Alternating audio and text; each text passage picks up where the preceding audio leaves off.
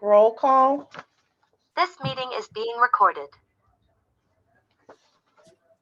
Angie DeSanto. I see your Hi. lips moving. John Kopak, Here. Paul Varga, Here. Jesse Burnham, Jesse Burnham is here. Garth Bean, Yes, here. Christina Davis, Present. Esther Jagodzinski,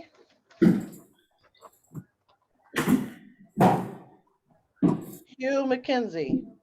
I got a call from Hugh. He's not going to make it anyway. And Judith Austin, Chair. Communications.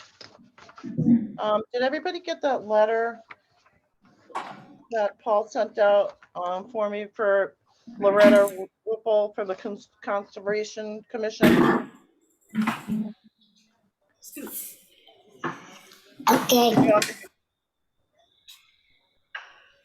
So Cheryl, could you enlighten us on what the purpose of that money is that she's requesting for the Conservation Commission? Sure.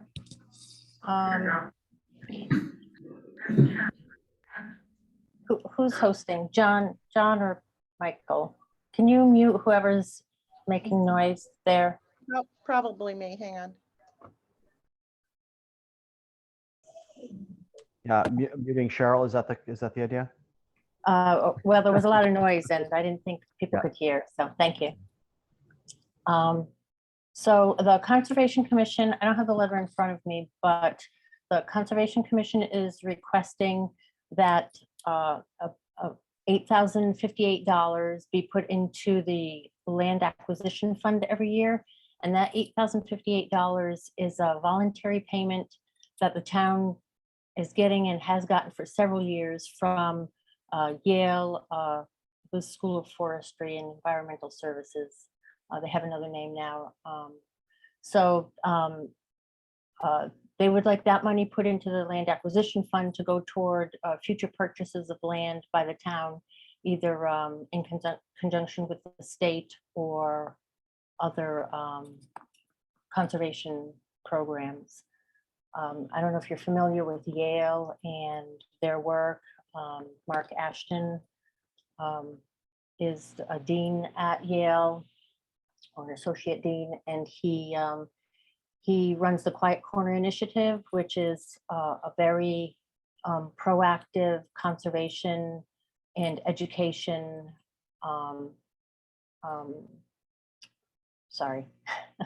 thing.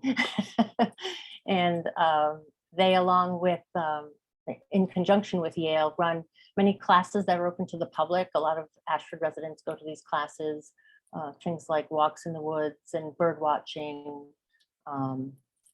plant identification.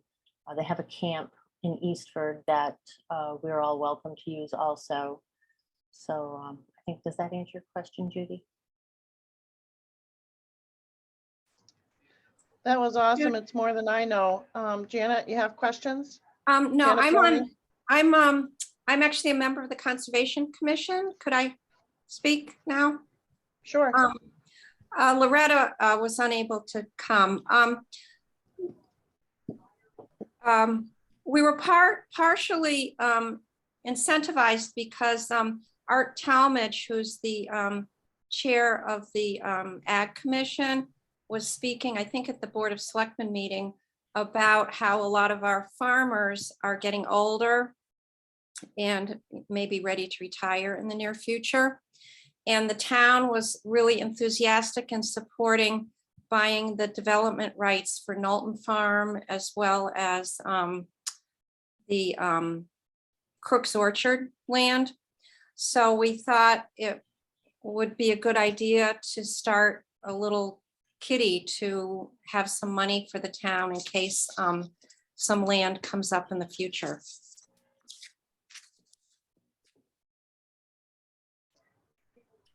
Thank you, Janet. Mhm. Also, Judy, I'd like to point out, again, I'm sorry, I wasn't prepared. I was on the phone before this call. The plan of conservation did have a recommendation to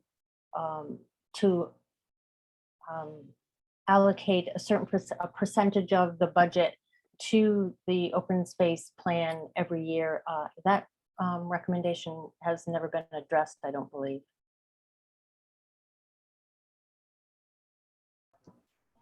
Okay.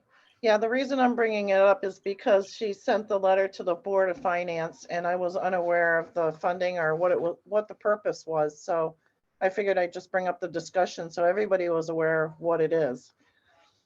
Bill?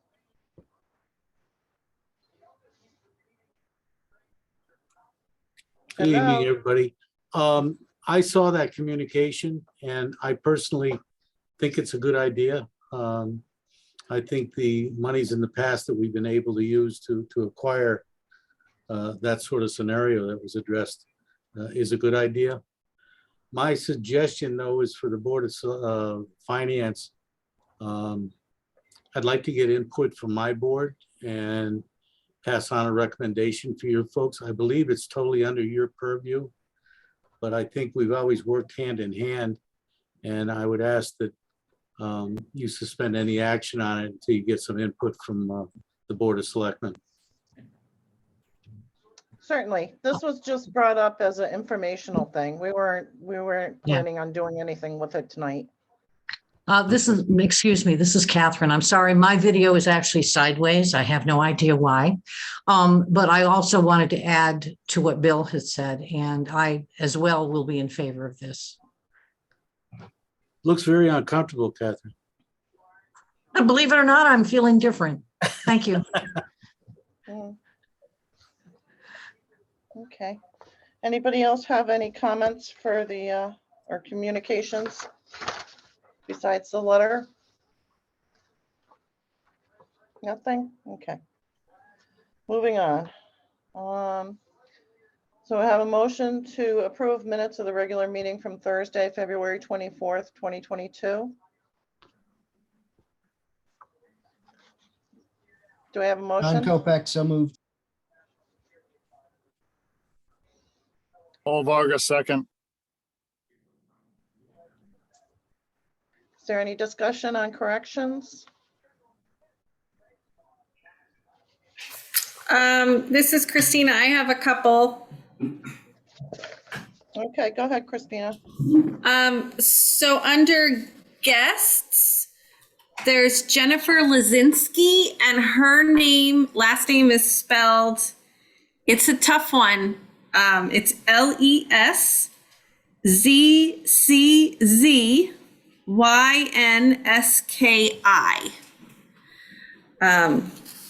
That's it for the first page. On the second page, under old business, it says March 3rd, 2022 meeting. And there's an R missing between the 3 and the D. And I think that's it for me.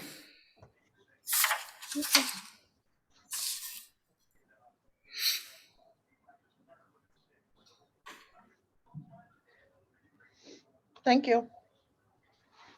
Anybody else? Okay. So the motion's out on the floor. All those in favor, say aye. Aye. Aye.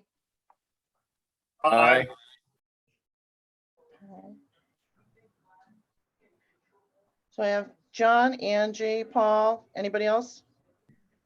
Yeah, Jeff. Jesse? So Myself? if you say aye when you're on mute, it doesn't count, right? No, Right. it's gotta be Okay. recorded, Garth. Behave I yourself, know. please. I know. Thank you. Motion passes unanimously. Thank you. Okay, we have Selectmen's update. What do you got for us, Bill?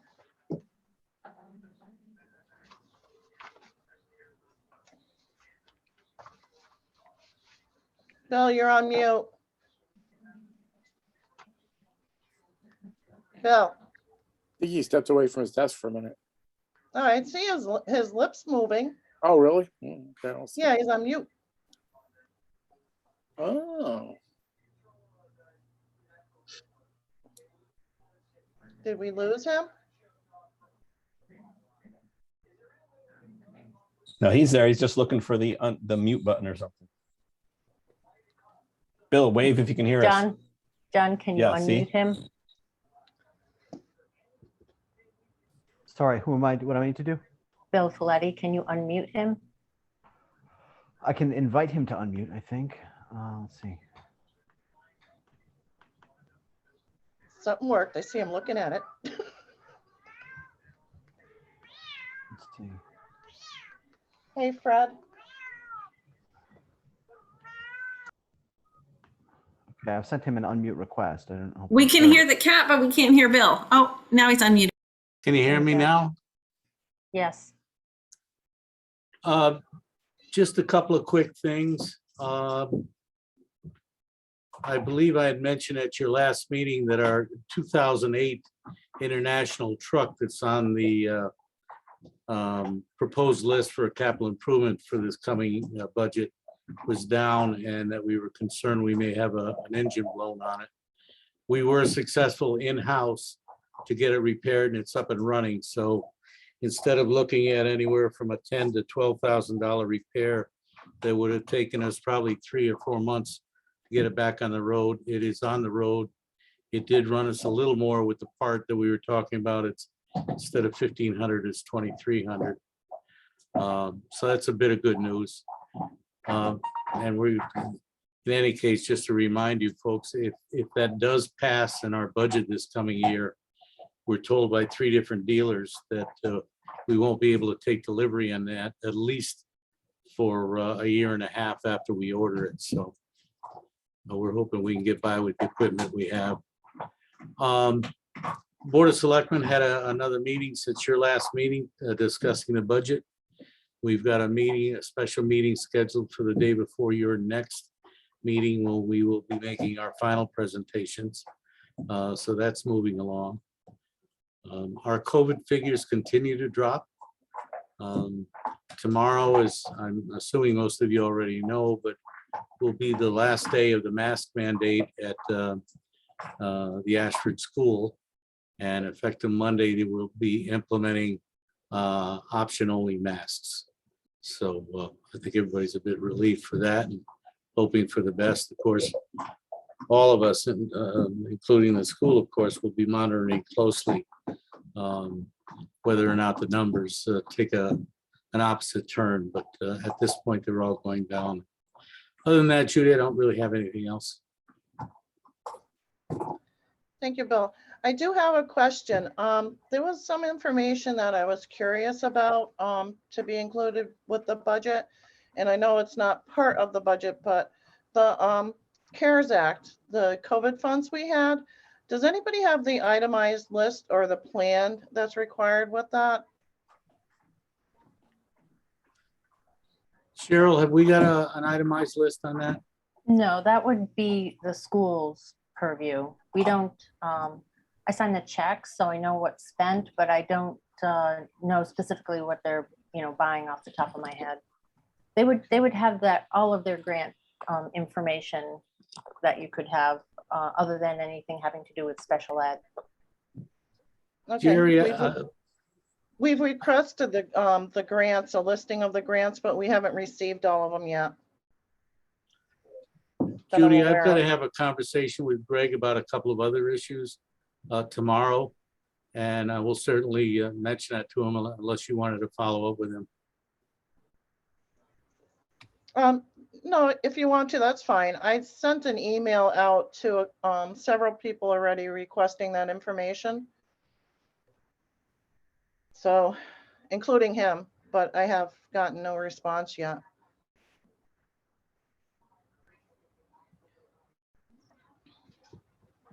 Okay. So the town had no additional COVID funds that they were using for anything?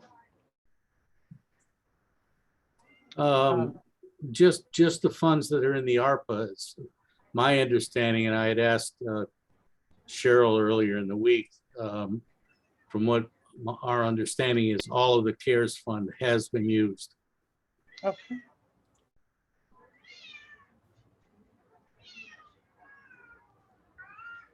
Thank you. Anybody else have any questions for Bill? You're all good? Okay, we will move to number 7, old business, the discussion of the Board of Ed non-lapsing fund. We had the discussion and the transfer of funds from the unassigned fund balance to the Board of Education non-lapsing fund. What are your feelings, guys, about that? And we have Cheryl here to help us write it appropriately. Anybody have any views?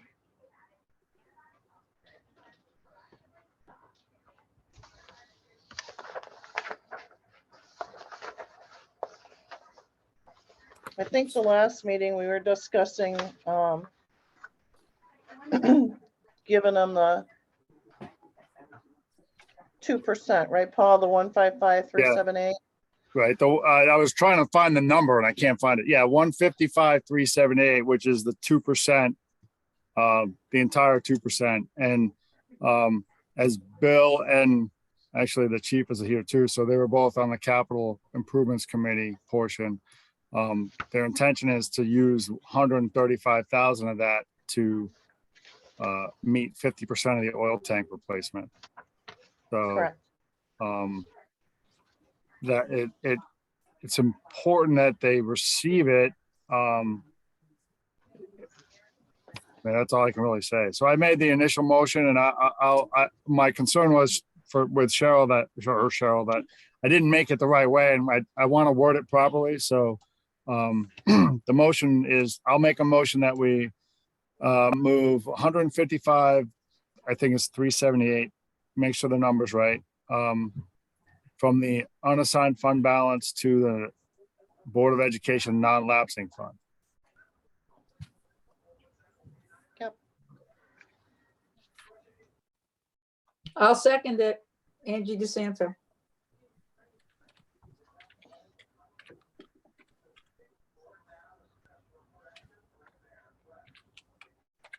Any discussion?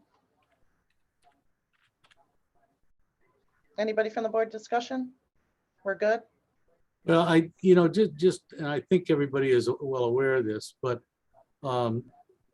once we formalize all this stuff, Craig will be in a position to start the grant process. And we do anticipate between 70 and 73% coming back to the town following completion of the project. And then, of course, it will be up to the Board of Finance to designate by statute that monies has to go into the general fund. But once that happens, then the Board of Finance can look at those funds, whether you're thinking about CNR or whatever you may be thinking about with that. But just wanted to remind everybody of that. Thank you, Bill. So we have a motion on the floor to transfer $155,378 from the unassigned balance to the Board of Education non-lapsing fund. All those in favor? Aye. Garth, Angie yes. DeSanto. Aye. All those Aye. opposed?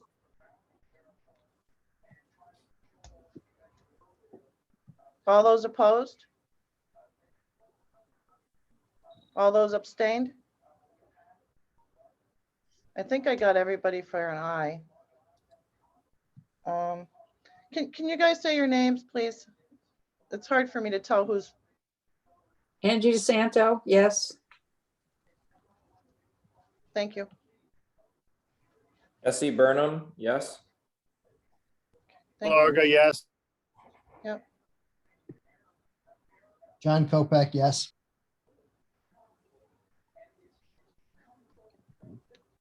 Judy Austin, yes. And Garth, yes. Okay. Motion passes unanimously.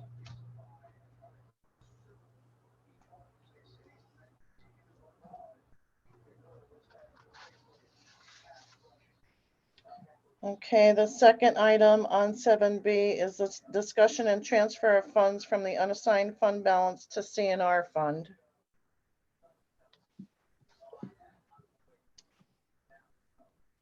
Do we have a discussion? Anybody concerned? Anybody want to talk about it, or do we want to just make a motion? Judy, if I could just add my 2 cents on that, since I'm not involved in the vote on this, but again, at your last meeting, I briefly mentioned it, and I did take it up with our last Board of Selectmen meeting, and we were unanimous in supporting that. As you know, historically, we've tried to keep between 10 and 12% within the unassigned fund. And there had been talk, and I know Cheryl had put together a graph that I think we tried to share with everybody, what those dollar amounts would amount to. And she gave 10%, 10.5%, and 11%. You'll have to remind me, Cheryl, I don't believe you gave 12, but you might have given 12. But our thought was, well, 10%, we're relatively comfortable. We'll be able to maintain our bond rating, which is critical right now with some major bond issues coming up next year. In order to give ourselves a bit of a buffer, just in case there's some unforeseen things that we have to look at that fund too. Or for instance, if one of the ARPA items, which none of us think is going to happen, are rejected down the road, it would give us a resource without jeopardizing that 10%. So the Board of Selectmen is recommending a 10.5 minimum be left in the unassigned fund balance.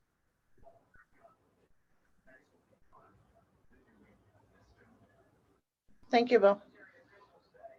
Judy, it's Paul. Could Hi, I Paul. ask, can I ask Cheryl and Bill, I guess, a question?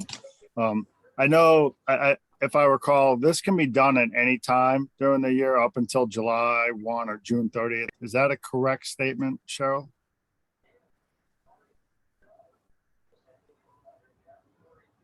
Unmute, Cheryl. Yeah, sorry. It should work when I hit the space bar, but it was not. Yes, that's correct. Okay, so I guess my concern right now is with the escalating utility costs and everything that I know what we need to move at some point for the capital improvements, but there's no big rush for this right now. Is that also a fair statement? I guess that's both for Bill and Cheryl. Yeah, well, it's also true that you can move money back the other way if you need to. Okay. The only thing I'm not sure of, and if I may, Judy, I'm sorry, I didn't mean to butt in, but I believe we have to commit funds for the tank replacement project. And Paul, I don't have the figures in front of me on what we were looking on our capital improvement budget. I think we have to make sure that we have enough funds in that fund in order to dedicate the other 135,000 of that project. The other question I had too is, with that tank, has the tank cracked already? Or we're afraid it's gonna crack? Hope not. No, it's actually been tested and it is whole. There are no cracks, no indication of any hazardous materials being released from the tank or whatever. But the tank has reached its life expectancy. And in fact, we've been put on notice by our insurance carrier that they will no longer carry that. So that's why the superintendent has made this their highest priority to get done this coming spring and summer to avoid that situation. If we did have a breach in that tank, we could potentially have some major environmental issues associated with that breach. So I was doing some research on the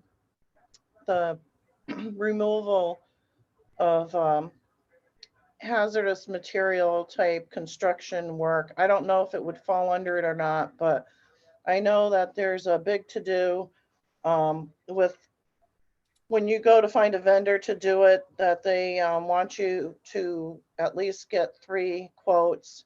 They have an investigation for a particular site that I forget who it was. There was a person trying to tell people what site to go to and pick the names off the site. I don't know if anybody's heard about this. Well, there's a major federal inquiry going on right now under a grand jury with Office of Policy and Management, with an operative from OPM, an undersecretary regarding school construction. And I know that's ongoing. In fact, the secretary of OPM just resigned a week ago tomorrow, as well as 2 other critical staffs. I believe that, and I'm sure Craig would have been here tonight, but they've got a Board of Ed meeting. They've got a workshop on special education. But I'm sure whatever the requirements are, either for in our town ordinances or by the state, that those will be followed, Judy. Okay, no, I'm As I just think you're questioning aware if, of, Craig is very knowledgeable and experienced in this sort of thing and dealing with school construction and repairs. So I've got confidence that our backs will be covered on that. okay. Yeah, I just had questions if that grant was applicable, because I know it was a grant program and there was all kinds of hoops you had to jump. And then once you got approved, you had a certain amount of time that the work had to begin. I think it was like a 24-hour, depending on the urgency, they gave you a time. Yeah, I know there's been pressure tests done on the tank and what other tests that they could do already to make sure that it's intact. But it's all the more why I want to make sure that we're ready, that whatever Craig needs for information on the grant, that we can get that in ASAP. Along with whatever coattails that has to do, the hoops that we've got to jump through. I'm fairly confident he's got that covered already. Okay, thank you, Bill. Do we know what size that tank is? Big. I'm sorry, John, I don't know off the top of my head. I've had 2,000 gallon tanks removed and replaced for a decimal place less than what this is going to cost. Yeah, my understanding, I want to say it's at least a 10,000 and it could be a 20,000 gallon tank. It's a huge tank. And it's unfortunately some of the cost that I'm sure is driving it. It's right in the front of the school in the middle of a playground area, amosited. Sounds like fun. No. Can I ask a question about just the mechanics of the transfer of dollars? Go ahead. And I actually asked this of Cheryl in an email, but I'll ask her again because I think it's helpful for the public and also just to remind me, because this is kind of confusing and to people that haven't done this before. But my question is, like, why are we even talking about this? Like, why do we have to move money from the unassigned fund balance to the capital non-recurring fund? Like, why is this a conversation that has to happen? Go So ahead, Cheryl. monies in the unassigned fund balance would be subject to litigation or union negotiations. So by assigning it to capital non-recurring, it's an assigned amount that we're going to spend on something specific.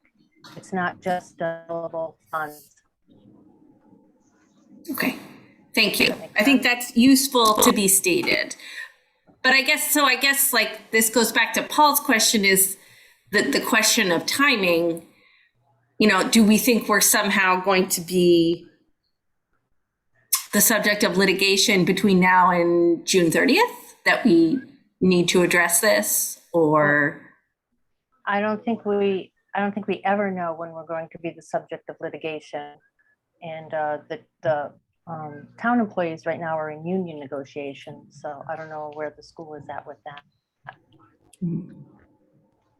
Okay, that's helpful. Thank you. It's wise to move it just to us. You're welcome. Oh, you broke up on the last part about that. Can you repeat that? I was sorry. I was just going to say that it's wise to move it, knowing that if you do need it, you can move it back. Yeah, which is something I did not know until 8 minutes ago. So Timed it. Ooh. So I guess my follow-up question would be, why would we wait? Why not just move a reasonable amount of money now, knowing that we can move it back if we need to? Like, why wait? And that's not necessarily a question for you, Cheryl. I'm asking the group. Yeah.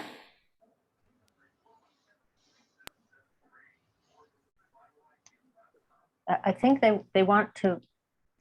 Is your question, why are they moving it now, or why aren't they just moving it now? My question is because I feel like there's a reticence to like do this. And maybe I'm misreading the room, or the virtual room. But if there's hesitation to just get this done, I'm asking, why are we hesitating? Why don't we just get it done? It seems reasonable. We can pull the money back. Like, let's just move on, is what I'm saying. Judy, Bill, go ahead. I'm in favor of getting it done and not hesitating, if that's part of the question. I think going ahead and making plans as far in the future as we can only works to our benefit to know which direction we're going in, to be able to get on and move on to other things, which we're all facing. Right. I don't think the group is hesitating. I think it was more of a communication talking about what's going on, so everybody knew and understood how the process is. And if they had questions, I don't feel any hesitation. Anybody else have anything to add? This is Catherine. I'd like to say that I also think it's a great idea to get it moved. It does protect the money, and you don't know what can happen. Thank you, Catherine. Back to the board.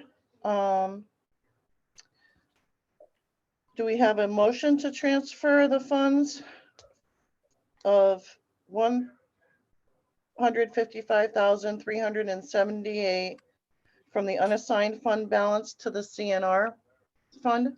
DeSanto, number. so moved. Huh? That's the Board of Ed number. Cheryl, what's the number to leave us at 10 and a half? It's like 204 or something. Sorry, I'm looking at the wrong. I take I that do it back. all the time. Don't worry. I rescind that. Yeah, the one I have, and I want to make sure it's right, is 204,468. That would leave 10.5%. Is that correct, Cheryl? Do you agree? Yeah. All right, let me try that again, looking at the right paper. So we want to transfer 204,468 from the unassigned fund balance to CNR. Do we have a motion?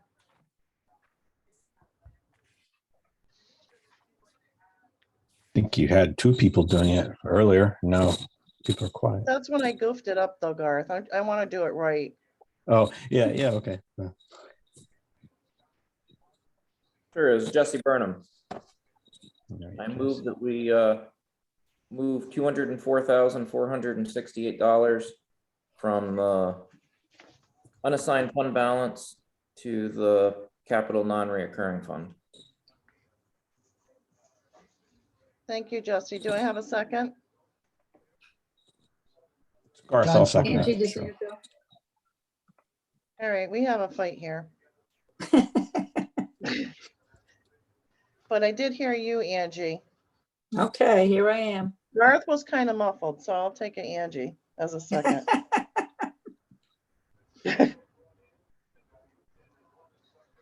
Okay, so that's done with. That's been a long road on that one. We still need to take Okay, the new- vote. You want to vote, Judy? Yeah. All those in favor?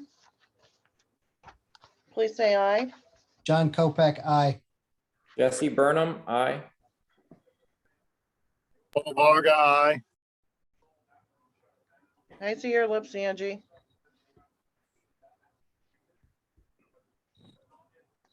Garth Bean, I. Andrew Santo, I. Judy Austin, aye. Motion passes. All in favor? Unanimously, excuse me. Number 8, new business. We're discussing the budgets. I kind of want to give Tom Bergman the opportunity to be pelted with our questions because he's on call. So we want to get him done and out of this. So what we're looking at is the fire department budget.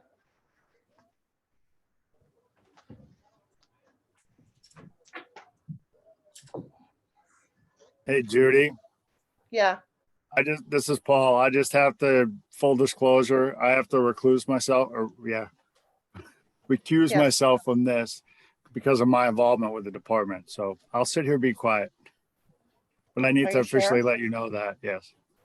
So Paul, would you mind stating what it is? Because I've heard reference that Paul is somehow involved in the fire department, but I don't understand in what capacity. Would you mind saying what that is? I'm the vice president of the corporation. I'm a lieutenant on the operational side, and I'm a fill-in paid staff. So I don't run a schedule there. I just fill in when I need it. So when we're done with this meeting, I'm going to work. So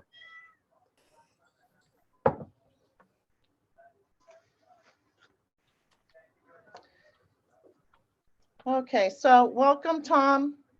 Thank you. I'll try to not be too brutal on you, but I do have some questions and hopefully the other members do also. So first of all, I wanted to ask, how many paid staff do we have in the fire department? Right now, 1, 2, 3, 4, 5, 6. Paul's about 7, I think, right now. You can answer them, Paul, if you want. trying to think. Give me a second.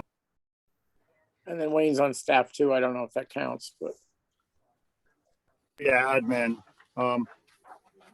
Yeah, it would be 7 plus an administrator, but it sort of varies. You know, sometimes you have people that come in to do some shifts, and then sometimes we don't see them for a while. So it, you know, even though we have a certain head count, but we don't see them all the time. Right now, the objective is to keep the place staffed 12 hours a day with 2 people, and then 6 further hours with 1 person. That's the way it is done right now.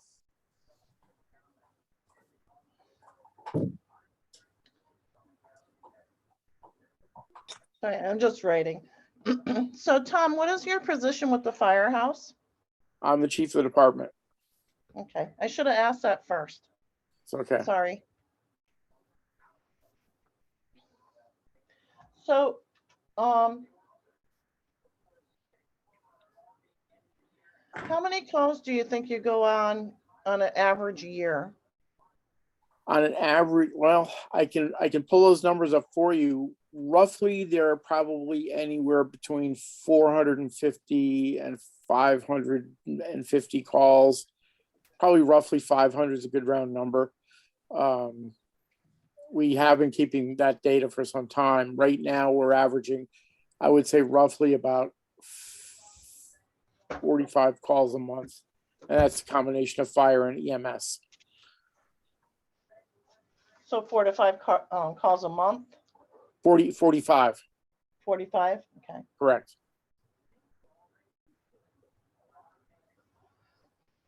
And what is your outreach to the public to get youth or other individuals involved in the fire department? Do you have any kind of program to give an incentive or? Well, I mean, for members that are active, I mean, there's sort of a stipend that people get, but that's for existing members. For attracting members, we've tried several different things. We've tried open houses. We've tried, where we brought people, or people have come to the firehouse and they've actually used some of the equipment. They sign insurance waivers and they get to play with a hose. We're at the school fairly regularly. We've in the past done things at the family day.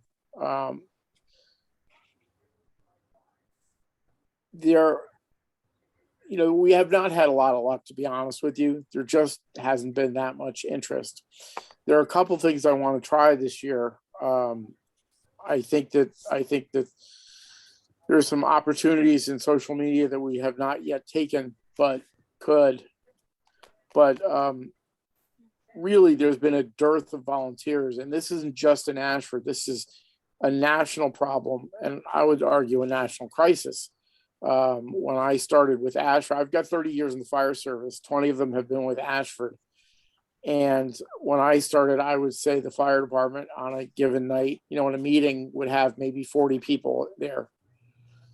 And that just has dropped off precipitously in the last 10 years. And again, that's for all departments. And if you've seen the news, they've done news stories in other departments. It hasn't been good. We've also tried, we were pursuing, investigating an opportunity for an EMS class to be taught at E.O. Smith. Pardon my jet engine, it just started, if you hear it. But to get it taught at E.O. Smith, so, people get qualified as EMTs, but they ran into a problem because I guess they ran into a contractual problem with the faculty because it wasn't taught by a faculty member. So that kind of, hit the beach for a while. So we have done several things, but it's been an uphill slog in any case. Okay. I'm just curious, what we can do, or if we can come up with some creative ideas maybe to help the department at some time. I can I have a pass out question. applications. Yeah. I have a question. Hang on one second, Maureen. Go ahead, Angie. Go ahead. Yeah. A number of years ago, we used to have a liaison with Eastford and the ambulance, I think. And then that fell through. Has anybody tried to get that $60,000, $70,000 in another way in the fire department? Well, I can tell you that when Eastford walked out of that, they went with some multi-town operation. So basically, they're sharing an ambulance with 2 other towns. Yep. I can't say with certainty, but I have a pretty strong belief that it's cost them about $20,000 or more a year by not going with us. As far as how to recover that money, I mean, we just have no means to recover that. We try to get what we can from our existing calls, through insurance and things, but there's no other mechanism for that. That was one of my next questions too, is I know they charge for the calls for each call. What percentage does the fire department get from the insurance for the calls? Do you know if it's like that? I don't know off the top of my head. I have to check our bean counter at the department. We do have a policy that, it'll go to insurance if they have insurance. Sometimes the people we take in are Medicaid. Sometimes they don't have insurance. Sometimes they're from out of town, and sometimes we'll waive the payment if they, if they can't pay. We're not going to stick it to them. Other departments will do that. They'll send a collection agency after them. We don't do that. I don't know if it would make that much of a difference, and I'm not sure if it's the kind of thing we want to do. But I can find out for you what percentage we're getting, you know, what the insurance company is getting a cut and what our cut is. I can find that out for you. Thank you. Bill, you had your hand up? Well, just a couple of things. I've got a meeting early next week with the first selectman from Eastford, just to discuss a number of things.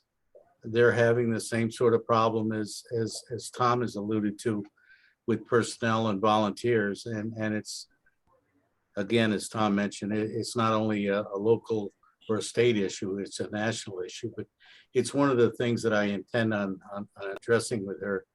Also, I've heard unofficially that they're experiencing much more than just a $20,000 increase over what they were paying us. That it may be, in fact, close to almost double of what they're paying us.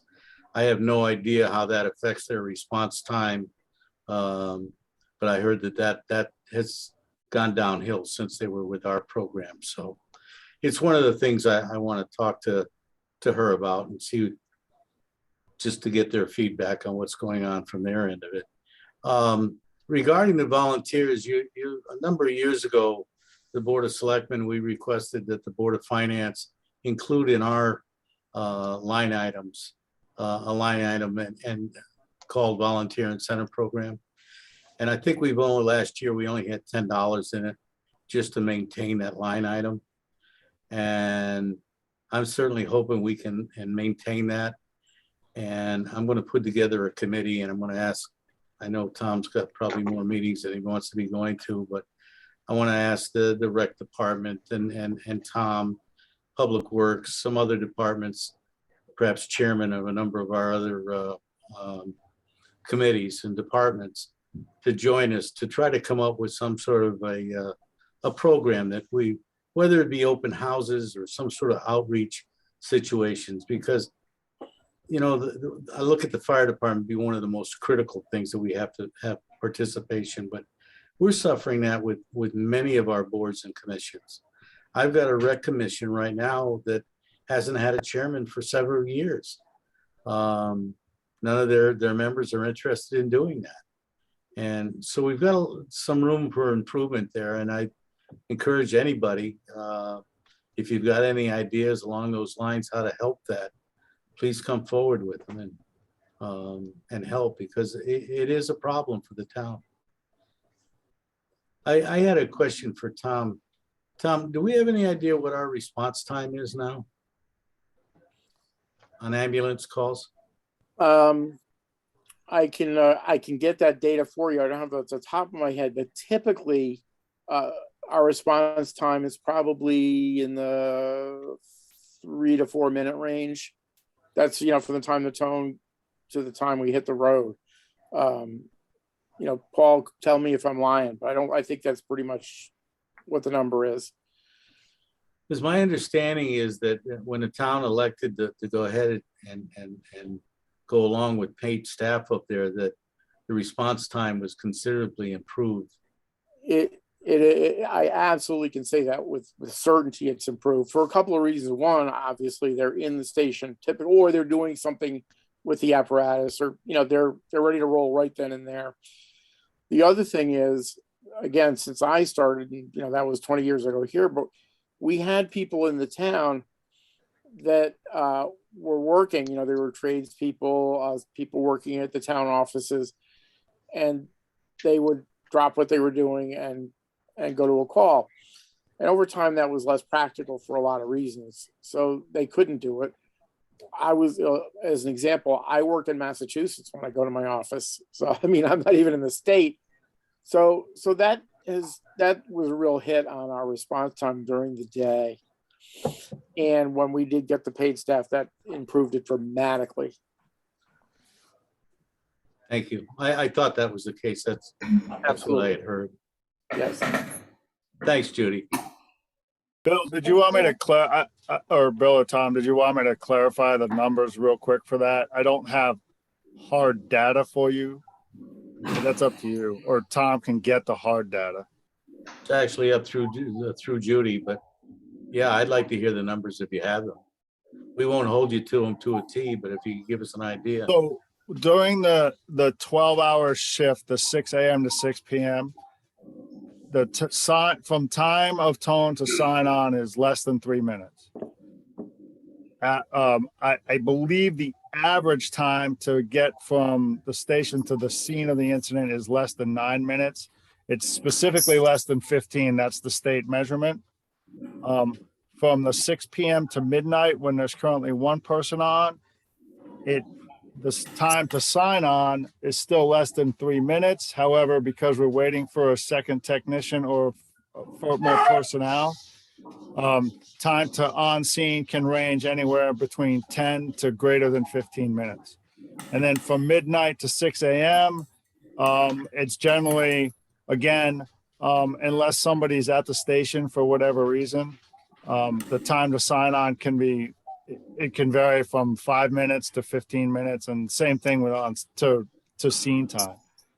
That data is available in hard numbers. It would take a few minutes to dig it out, but if that helps everybody. Thanks, Thank you, Paul. Paul.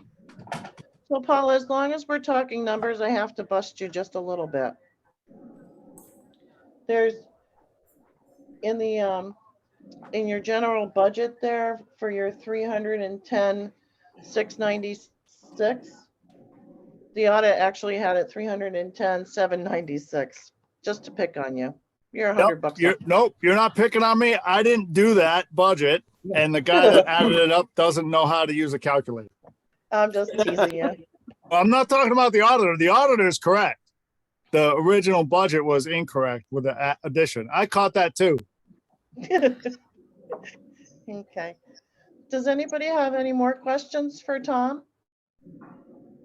Christina? Yep.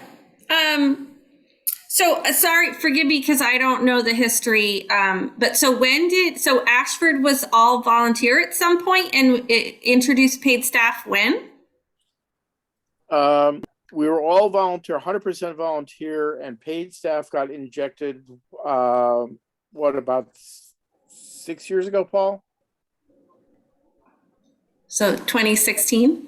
My memory is horrible, but not that long ago, but several years ago. Yes, I'm guessing maybe 7 years ago.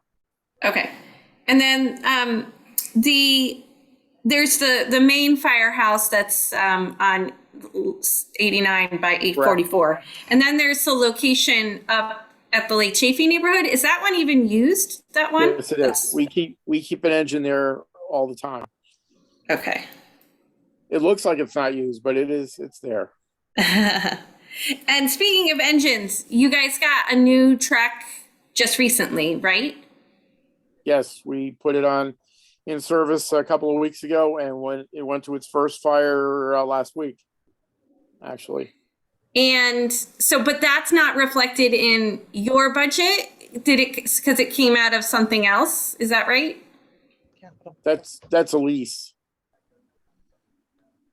But is it capital non-recurring? Is that right? It's in the capital budget. Capital budget. Okay. It's a town-owned. All the fire trucks and ambulance are town-owned. Okay. And then does the Ashford, because I know there's a lot of like shared services, right? If there's like some really bad fire, trucks from other towns come in. Mutual aid. Mutual aid, that's the word. Yeah.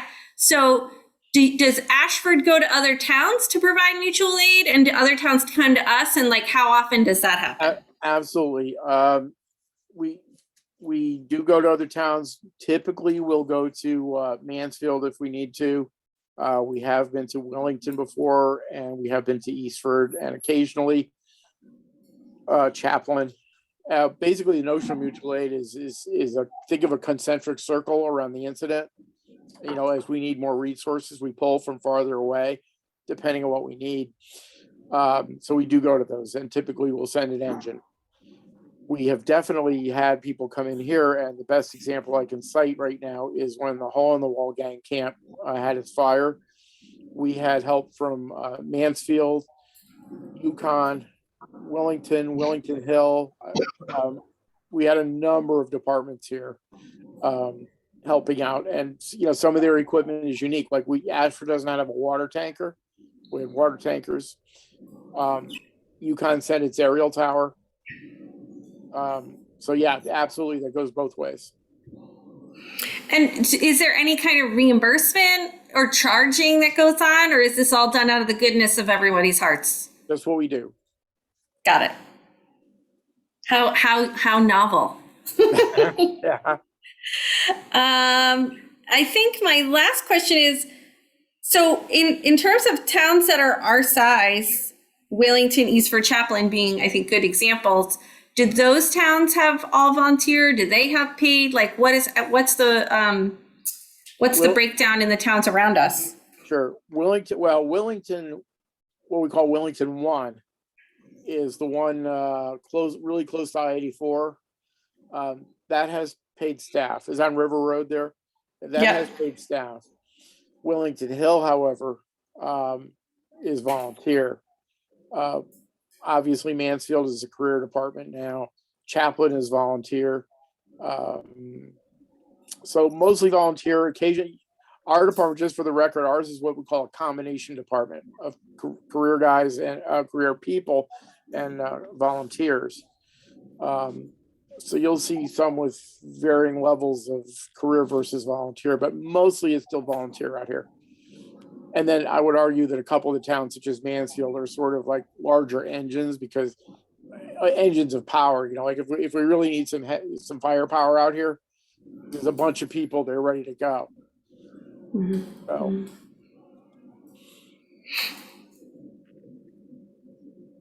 Okay, that's all of my questions. Thank you. Judy, Does anybody? this is Paul. I just want to give you a couple data points. The paid staff started in 2010 in Ashford. Sorry, Tom, we're older than we think. To answer Christina's question, the ambulance service in the town of Chaplin is not provided by the Chaplin Fire Department. They contract, much like Eastford does now, with a neighboring facility. So Paul, with the paid staff, is that an hourly or a salary work? And how many hours do they actually, well, you have the 12-hour shifts. It's hourly, and we have the way it's scheduled, there's a 12-hour shift during the day from 6 a.m. to 6 p.m. and there's a 6 p.m. to midnight shift, but we do break them up when people can't or aren't available to work the full shift. So for instance, sometimes I would go in from 6 a.m. to noon or 6 a.m. to 10 a.m. And then somebody would come in and relieve that person for the remainder of the shift. The goal is 2 people, 12 hours right now, and this budget is trying to get 2 people for 18 hours. That's the goal. What is the salary range per individual? It's $18 an hour flat for paid firefighter EMT and $17 for EMT only. And there are no benefits. There's no overtime pay, none of that. So during COVID, they gave funds to pay additionally for people, or you could use it for people who worked through COVID or whatever. The town had a fund that could give additional funds to wherever they felt needed, but part of it could be the fire department, or it could be the town employees spending additional time doing something COVID related or whatever. How did the staff, well, I guess I should ask, did you get additional funds? And what part of the staff got additional funds for that? I'm not aware of that, but I think The answer is, Bill's got his hand up, but I will give you the answer is nobody got any additional funds. And the final ruling on the opera does not allow the towns to give any funding to the volunteers. Bill, you're on. You're absolutely right there, Judy. There are sections of the ARPA funds, which do allow anywhere from $1 to $13 an hour to be paid for certain categories. I think it's referenced in there. Some of the towns have used it. Heroes Pay, and it's for Yeah. people who have been on the front lines during the COVID, paid fire staff, police personnel, public works, nursing staff, medical staff, that sort of thing. The town has not formalized any plan for that at this time. And Paul is absolutely right. One of the issues with that is that the volunteers in the town are not allowed to be given any sort of a reward or incentive or grant funds for the same sort of services. I mean, if they're on an ambulance, they're volunteer, they're sitting next to a paid staff. The paid staff under ARPA guidelines right now could be theoretically paid something where the volunteer staff couldn't. So it's a bit frustrating. It's something that our board would, we have actually 2 years to finalize all of the elements that we intend on using for ARPA. And then we have 4 years, about 3.5 or 3 years to go on actually spending the money. So it's one of the things that we're looking at, but it's quite a challenge to do that without causing dissension between some groups that we're trying to help. Exactly. Thank you. Can I ask a follow-up question? Because something Paul said confused me. So you said right now you have 2 people on staff for a 12-hour shift. And then you want to move to 2 people for 18 hours or something? I'm confused. What does that mean? We have 2 people from 6 a.m. to 6 p.m. every Yeah. day. Then Yeah. we have 1 person from 6 p.m. to midnight. Okay. And what we would like is to add an additional person for that evening shift. So there will be 2 people from 6 a.m. to midnight every day. And then, like two of the then day there's shifts are nobody from midnight to 6 a.m. strictly volunteer, That's volunteer, that 100%. witching hour there. Okay. And so so don't get sick at 1 a.m. is what you're telling me. And so that would be an extra body, and that is about like a $45,000 increase that's being requested under wages. That's what you're saying, is to get that extra body in there. And again, at the time we started looking at this, again, Paul, you can tell me if I'm misremembering, but we had enough volunteers that we could make up for that 1 person, but through attrition and some other things, that's becoming a lot harder. And yet we still have the obligation to get the ambulance out the door. So this would really go a long way. One of the things I'm also concerned about is, because you had asked earlier about mutual aid. If for some reason we could not get the ambulance out the door, typically Mansfield would get called into town. They would make whatever funds were, through insurance or whatever, they'd make the money. But, you don't want to lean on your neighbors that heavily. So this would save us in a couple of different ways, I think. This would help. Okay. I have one more question here. The IAM responding, what is that? IAR, I am responding as a system. We bought into that several years ago. When our dispatch center in Tonlin gets a call for us, wants to send us to a call, they will send a variety of signals. Some go to pagers, little pocket pagers. Some will go to telephones, like mobile phones. I am responding as another system that they can transmit an alert to the members. It comes in on their phone. But the benefit with I am responding is this is 2-way. So let's say, heaven forbid, I get a call tonight. And if I do, I'm blaming all of you. But if I get a call tonight, I'll see it on my phone.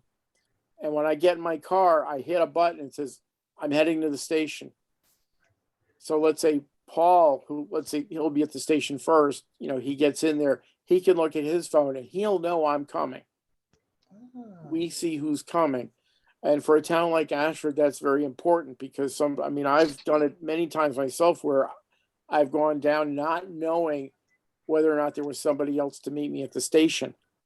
So, and it takes me about 8 minutes to get to the station. So I would drive for 8 minutes, get there and find nobody's there. And now we've kind of lost that time, you know, because now we have to call again or get more people. So this way we can sort of communicate ahead of time that, yeah, we're coming. And also the dispatch center knows we're coming. Thank you. Sure thing. Does anybody have any more questions for Tom? Garth? Is anybody else surprised at the pay rate? Just me? I just This bug is you Andy guys. DeSanto. What does that mean? Well, Surprise. surprised. That it just seems kind of low. I mean, I'm so thankful for the job that you guys do, Paul and Tom. I've said it before, but only once in a while. You're kind of invisible until somebody needs you, and then it could be that someone's life is in your hands. And so I just want to say I've used you. It was a long time ago, but I still appreciate it. Thank you. Service. I will say, I'll put in a plug right now for us that the people that we do have working for us, you know, during the day and on the weekends, and you know, are highly experienced. You know, they're not newbies. In some cases, they are actual chiefs, and from other places, they're at that level of experience. So you're getting a lot of bang for the buck with these people. Yep, we appreciate them all. Anybody else? Yes.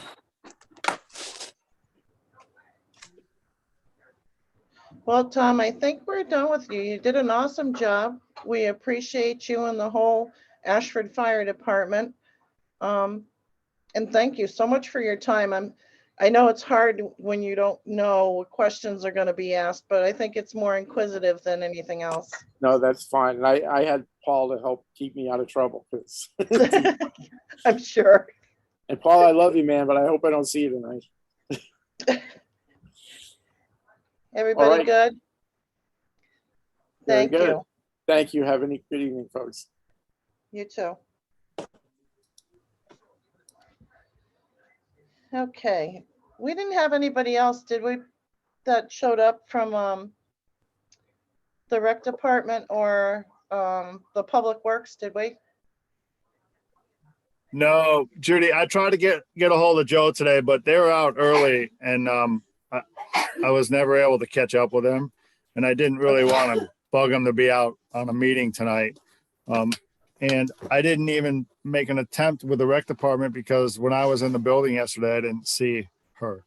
So if we want to try to have them come next week, I will talk with Bill and we can get the proper notification to them and give them a full week to make themselves ready, I guess.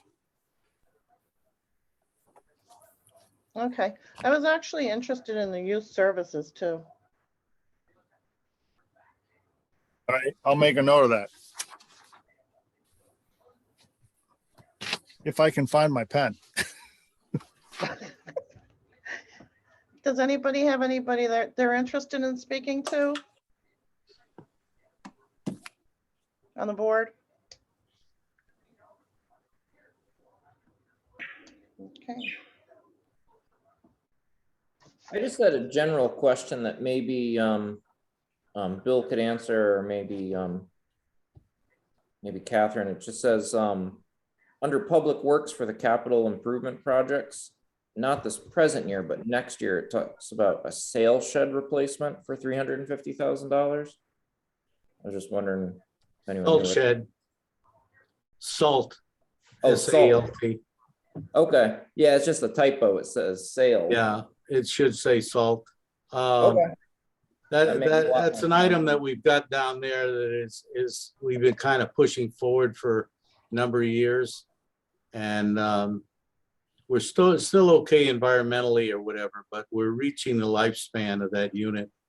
And I'm thinking next year our boards are going to have to make a decision whether to throw a considerable amount of money into that to repair it on a Band-Aid approach, or we're going to have to look at some sort of an alternative for that shed. But it's just one of these things, Jesse, that I've asked everybody to come up with in a short and long term, so we can get it on the radar.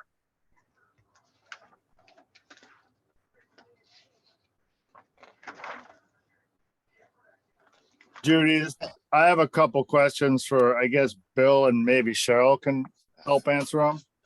Okay. That I noticed going through things. Hang on, let me get to the right page. The first one is in the proposed budget under the regional probate court. There's a letter in the packet asking for around $4,600. But under the request and submitted, it shows 0. Some of those came in after everything had been printed out. So there are a few things that will have to be added to the selectmen's information next week. Okay, that answers that question. I was like, why did it say, when you had a letter, I couldn't figure out why it had 0. Correct me, Cheryl, if I'm wrong, I believe the amount that was in there last year, and that is our proportionate share for their operations. We don't actually pay the probate. Right, yeah, the letter breaks it down, but I just didn't see the number in there, Bill, so I was kind of confused as to why that was. Okay. And Joe's not here, and I think it falls under him, but how many hours a week do the transfer station employees work? They work 27 a week. 27? Okay.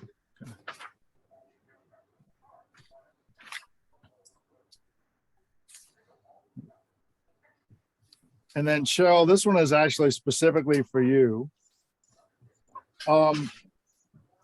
Other professional and technical services. My dog's not happy. There's an increase of $5,000 in that line item under the finance office. Is that the new software stuff or? That's outside assistance for functions in the office. Some of it's additional training for the new software system and ongoing, not training, but ongoing assistance with the software system for turning over a new database each year for the finance part for the fiscal year, and then rolling things for the payroll at the end of the calendar year.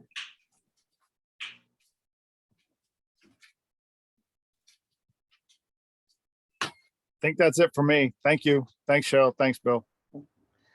I have a couple questions maybe for Cheryl.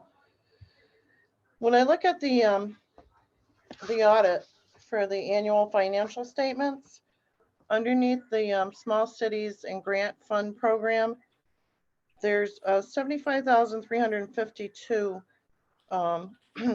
it looks like it's a small grant for the planning and development. Judy, what page are you on so I can Page follow? 14. Sorry. That's okay. I really don't have it all in my head. No, that's okay. I'm sorry, your question? So on page 14, if you look under small cities and grant program, there's a $75,352. It looks like it's planning and development. What is that for? Page 14 of the financial statements? Yeah, and the audit, the annual financial statements from the audit.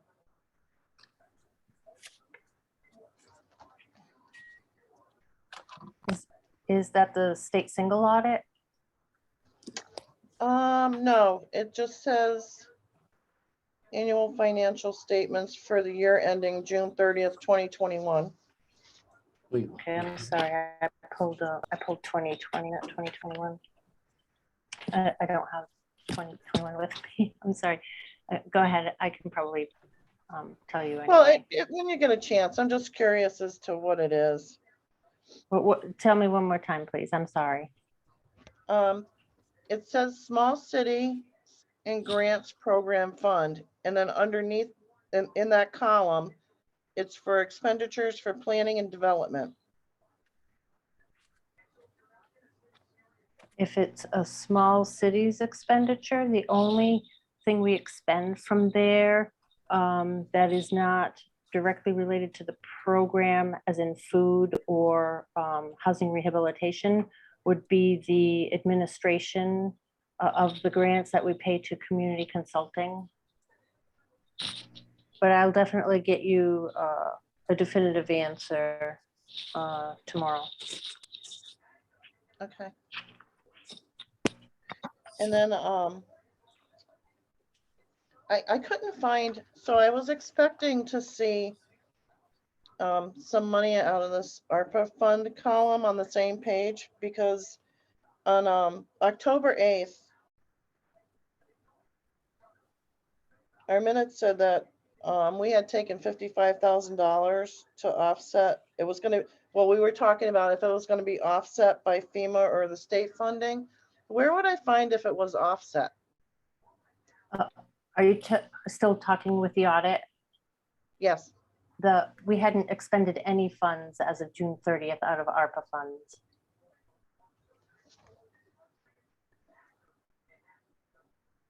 Okay. Maybe I got my years incorrect, because the minutes from October 8th, 2020, there was a discussion about 55,000 that was offset by FEMA or state funding that we were going to try to go for, but I didn't know where to find it. I would have to look at your minutes to see exactly Okay. what you're speaking of.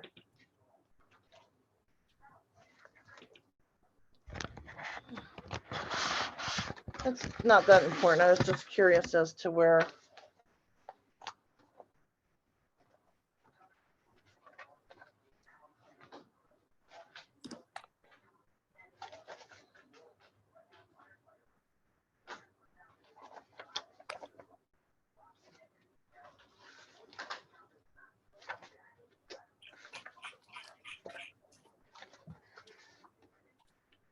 I don't know where I put it.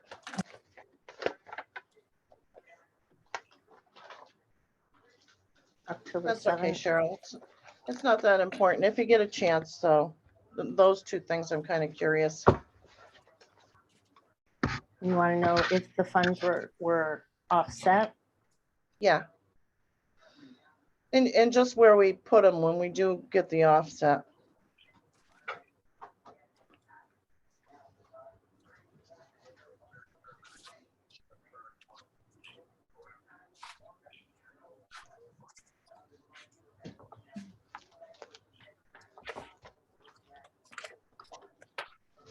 The October 7th, 2021 meeting minute? I have it. Yeah, well, it could be. I put October 8th, but it could have been a typo on my part.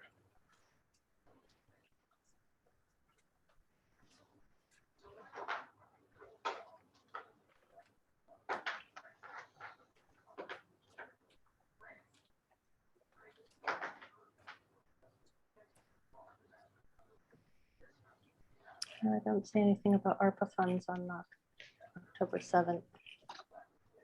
No, it said FEMA or state funding. I was just wondering what that was and where we'd find it. Well, FEMA is in the capital budget, and we use that to offset road work, both the FEMA and the town aid road funds that go into the capital projects offset that. Okay. But if you can provide me with the minutes, I'd be happy to clarify any questions you have. Okay, thank you.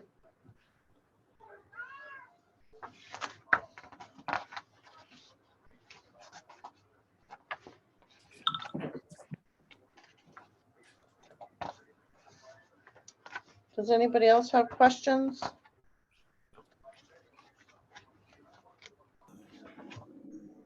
So I just have a process question. You know, the Board of Ed came and presented their budget recommendation at the last meeting, like, do we go back to them and like, what's the next steps with that? Since that's the biggest chunk of change that we got to deal with, right?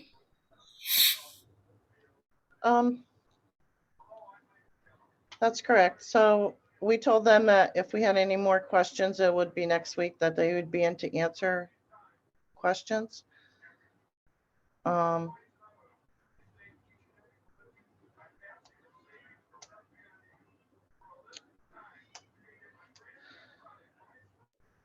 do we need, like, do we need to formulate those questions in advance, or do we just spring them on them when they come to the meeting? Like, what's the typical process? Well, we would ask them the questions because they would be the ones to answer, right? So right now. No, we're what I'm just saying looking- is, are we going to give them a warning and say, like, these are the 10 questions that we have, or are we just going to spring them on them next Thursday? Like, is there a notification process, or do we just let it roll during the meeting next week? Typically, just like this meeting, they would come in just like we've come in and answer questions that pertain to their budget. Okay.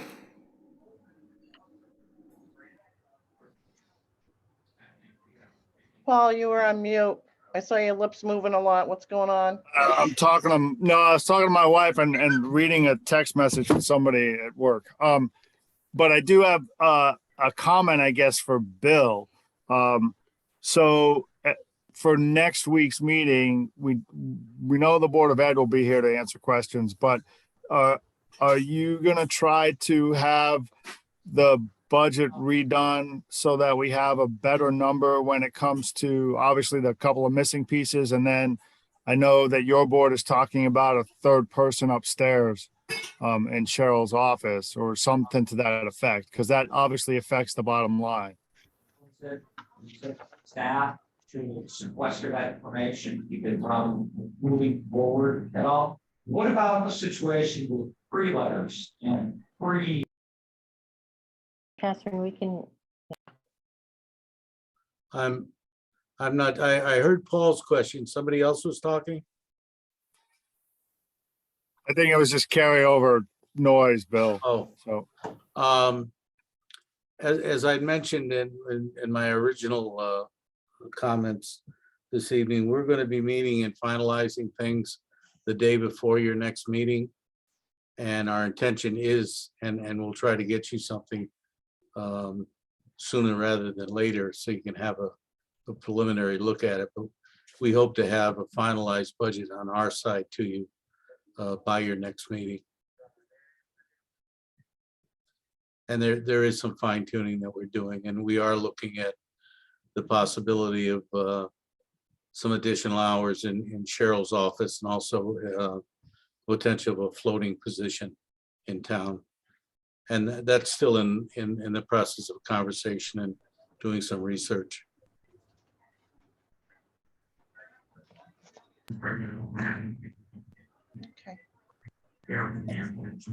I think Catherine has her hand up. Catherine?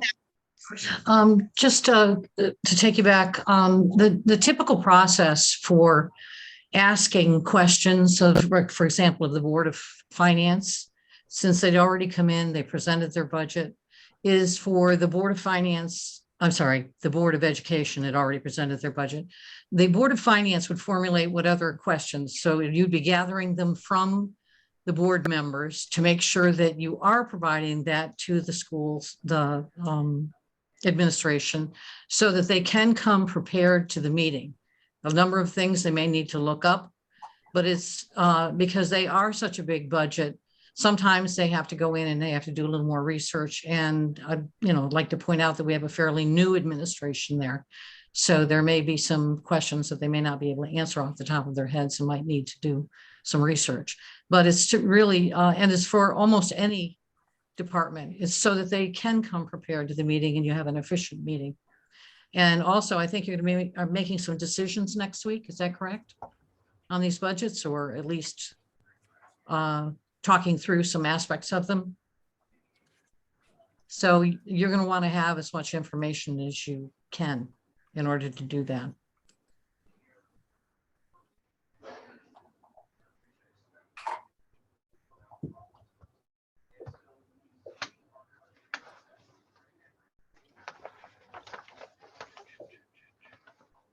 I have a few questions on the budget whenever is a good time.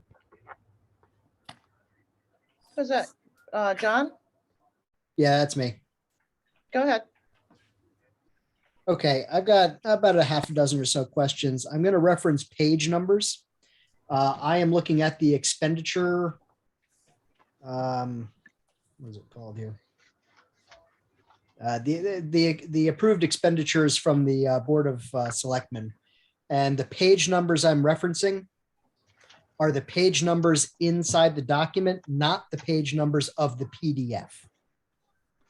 So the first one, let's see, is on page 2. And it's on the town office building. I am looking at the electricity for the interior. None of the other accounts, the other buildings have such a sharp increase in the budget for the electricity than this particular building. And I'm just curious if there's a reason why for this building, the increase is so high. John, I don't have the answer to that. Can certainly look into it. Okay, that's good enough. Next one will be on page 7.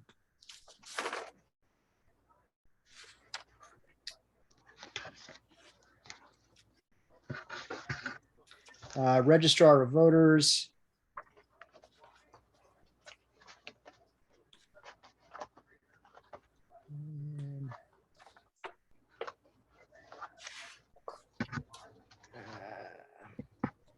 Actually, I'm sorry, it's going to be on page 6.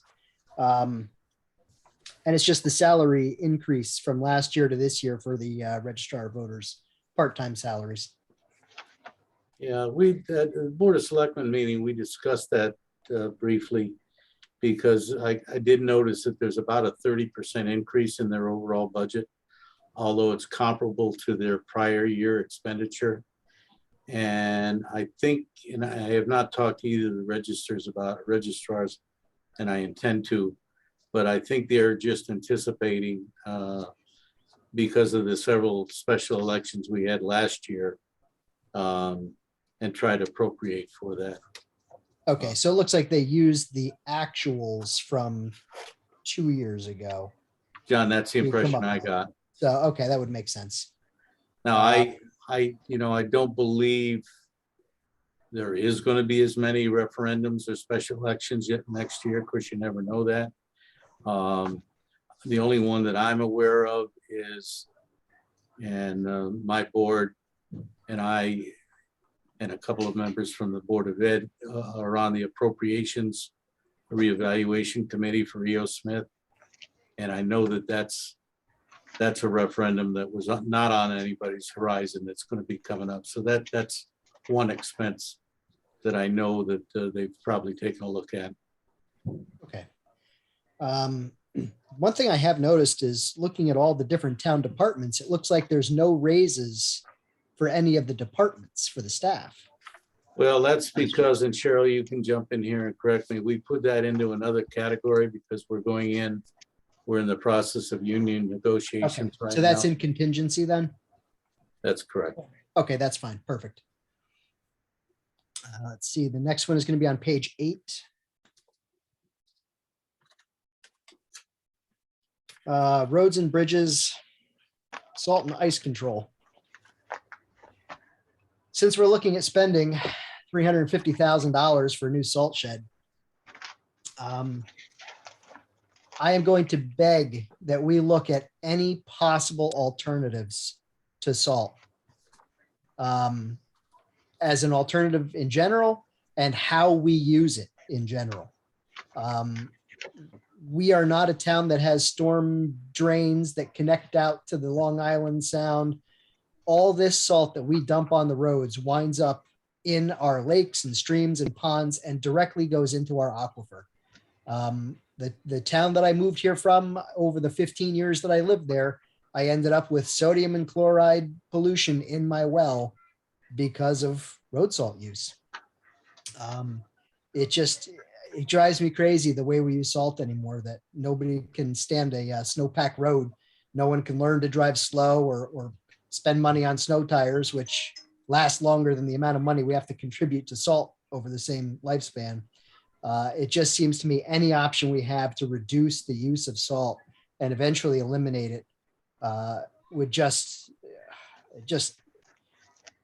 it breaks my heart watching the roads, get the salt dumped out and watching my red truck turn white and rot out in 80,000 miles. And, so just to have that in mind.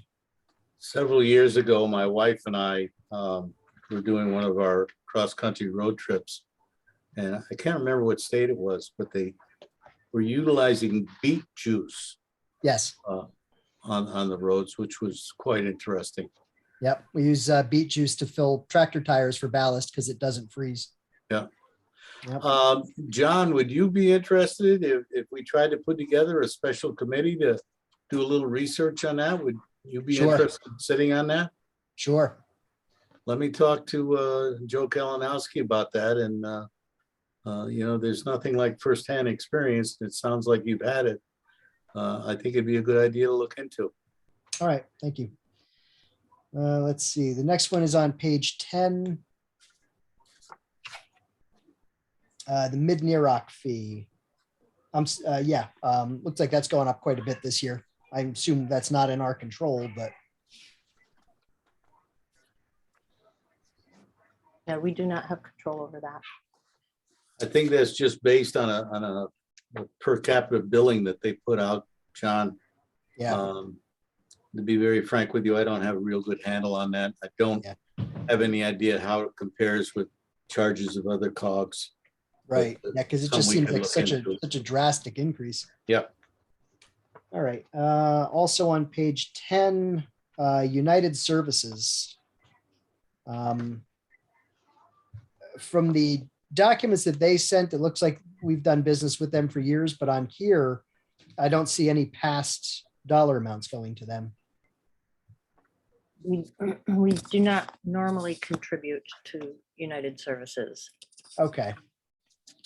I think, John, over the years, we've considered that we cover that through other associated agencies with the same sort of services.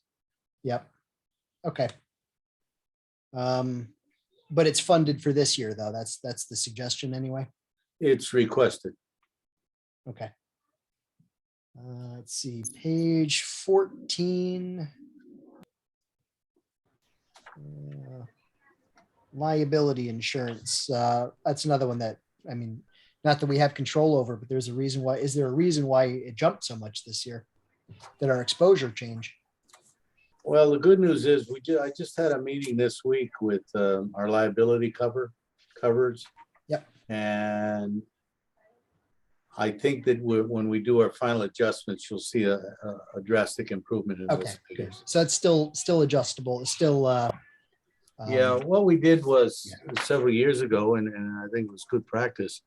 We actually signed a 3-year deal with them. And we're looking to do the same. Okay, good.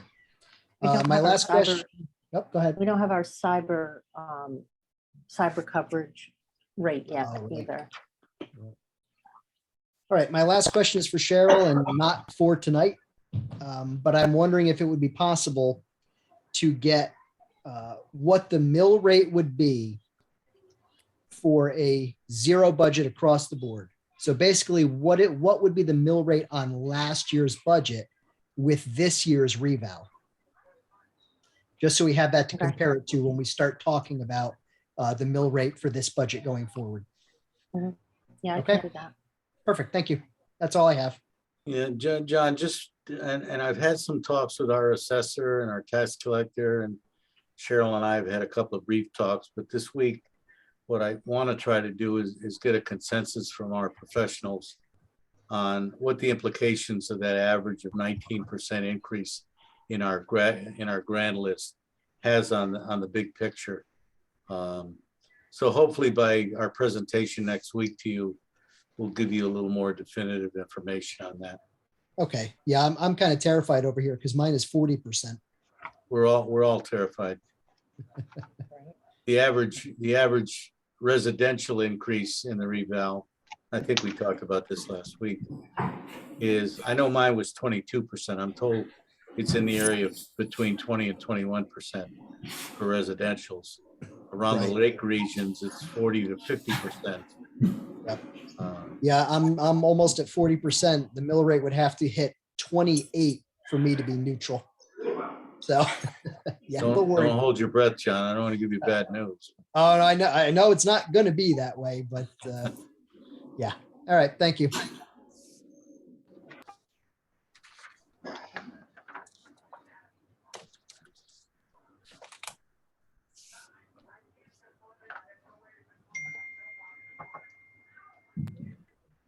I have a question. When do the new assessed values kick in?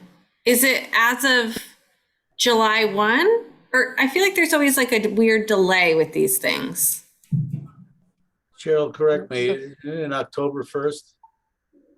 The grand list figure is determined as of October 1st, and then it impacts your tax bill on the July 1st tax bill that you receive.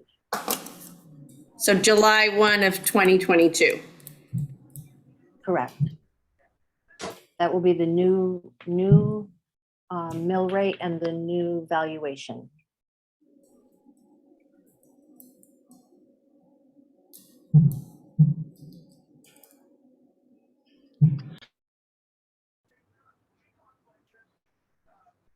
I had my property appraised this year for a refinance, and they said my property value went down. Don't I wish? Did you appeal your? I mean, I don't mean to get personal, but did you appeal your reval, John? No, not yet. I just been thinking about that this week, so I don't know what I'm going to do yet. I assume, I mean, it was in the bank's best interest to value the house low. Yeah. So, you know, I don't know. Which, if you have any questions, and our assessor right now is in the middle of sort of a personal emergency, but I'd suggest going in and talk to Kara. She's I've had a number of people contact me and compliment me that how informative and forthright she was with them when they came in with questions. So you might want to try to spend 15-20 minutes with her. I'll give that a shot. Thanks.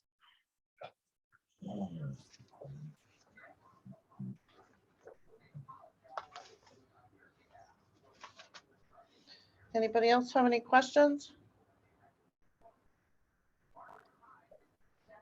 Nothing.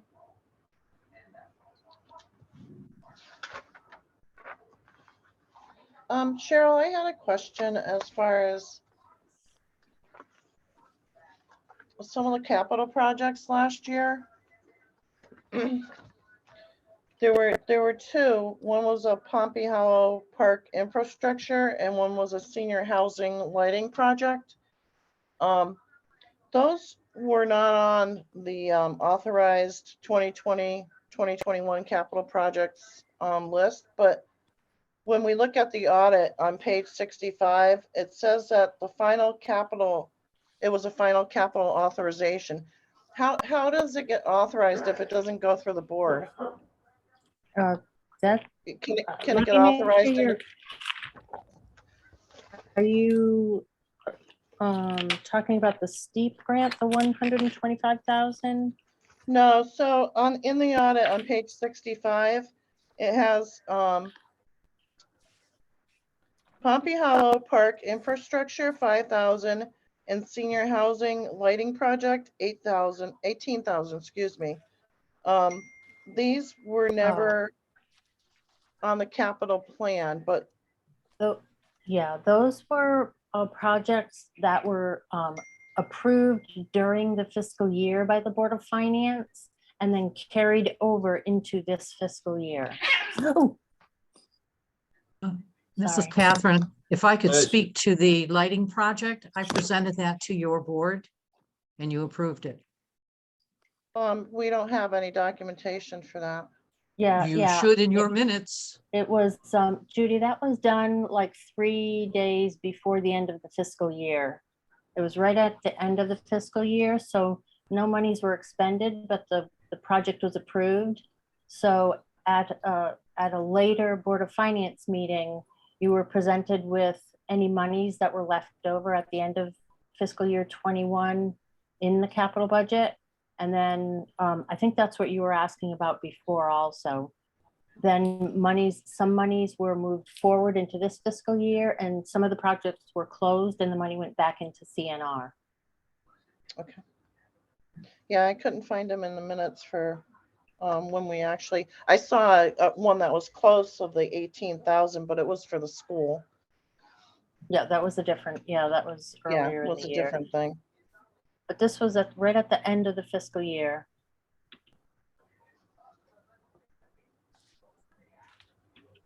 Okay.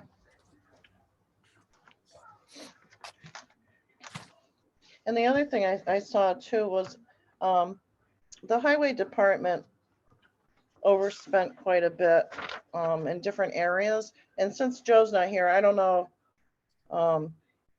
That's one of the questions they'll be asking about. So that is allowed in Ashford. We don't do by line item, we do by department. So as long as it's department, which actually includes the transfer station, as long as that doesn't go over budget, it is allowed. We do allow that to go on. Yeah, I understand that. I'm just wondering if he has enough, if he's covered enough for this year. Okay. Judy, is that department one of the ones that you and Paul were discussing earlier that you'd like me to invite to the March 10th meeting? Yes. I will make sure Joe's there. Thank you. Judy, Yeah. just for your own, you can look it up. It was June 24th. Cheryl's right. 6 days before the end of the fiscal year. That it's hard to find in the agenda, but it's in the minutes that the Board of Finance approved that that lighting project at the senior housing. It was June what? June 24th of 2021. Okay, thank you.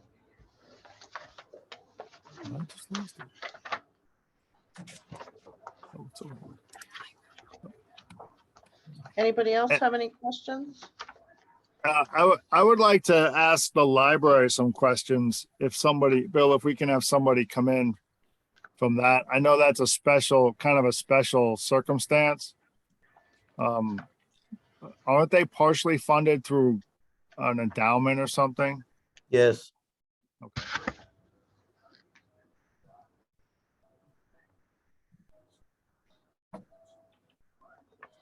I'll make inquiry of their chairman of the board of directors and see if she can join us and if she wants to have her director there. Okay, thank you. So we got rec committee, public works, and library. And youth services, Bill. Yes.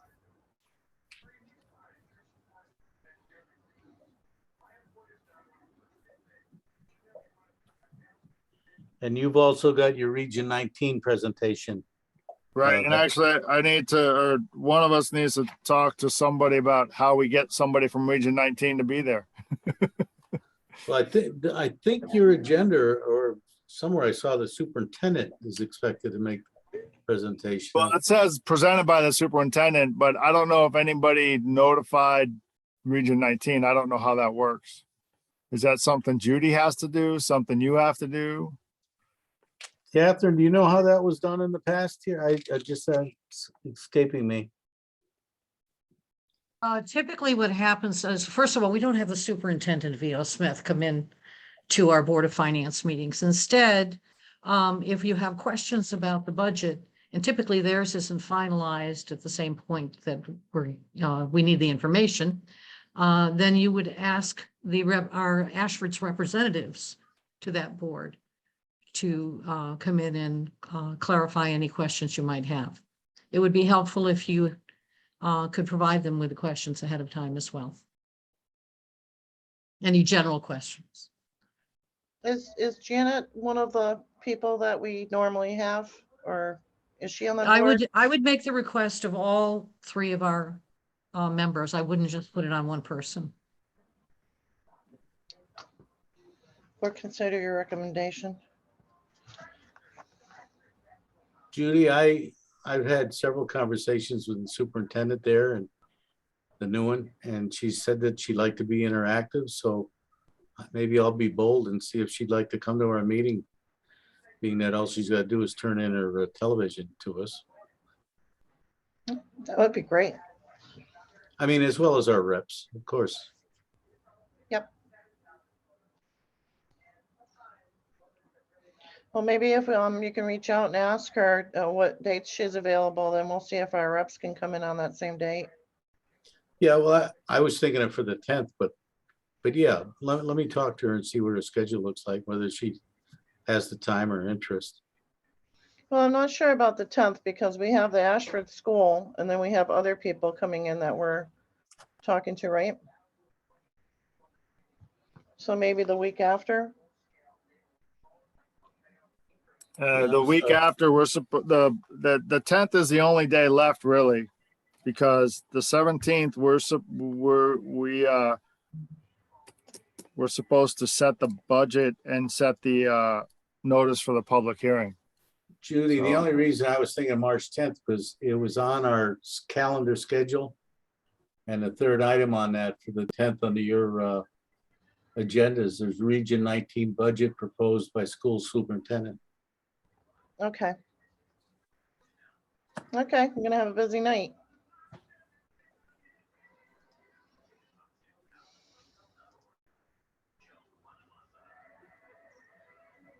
I wonder if you could revise your budget, your agenda, and do the first part of that as a special meeting and start at 6 instead of 7. Is that something you want to think about?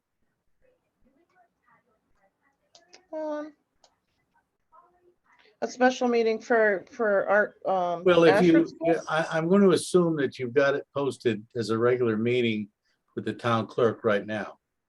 Correct. So if you wanted to start at 6 instead of 7, I think for that portion of the 1 hour prior to what's already posted, you'd have to call that section. I'll check with Sherry, but I believe you'd have to call that portion a special meeting. And in doing that, then you would only be able to address a certain subject or two. Only those items, addressed in that section of that meeting. Just food for thought, give it some So we thought. could have a special meeting just to invite E.O. Smith to do their presentation at 6 and then go on with our regular for 7. Well, that's what I was thinking. Yeah, we could do that. I don't know the availability of the board. Are you guys okay with doing a 6? Are you available at that time? Okay. Yep. So yeah, we'll take it into consideration and see Okay, what just we a can pull thought. off.